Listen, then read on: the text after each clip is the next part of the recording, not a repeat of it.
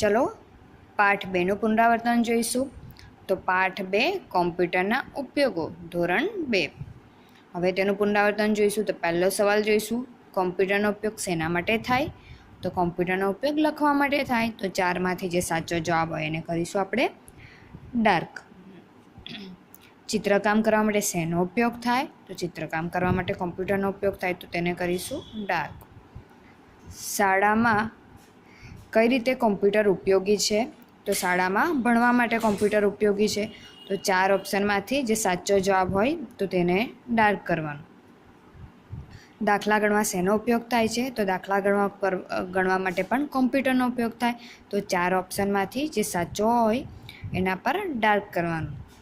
સંગીત સાંભળવા શેનો ઉપયોગ થાય? તો સંગીત સાંભળવા માટે સ્પીકરનો ઉપયોગ થાય. તો 4 ઓપ્શનમાંથી સ્પીકર જ્યાં લખ્યું હોય ત્યાં આપણે કરીશું ડાર્ક.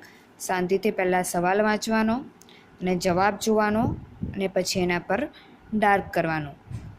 કોઈ પણ 2 પર ડાર્ક ના થાય, 3 પર ડાર્ક ના થાય, કોઈ પણ સાચો જવાબ હોય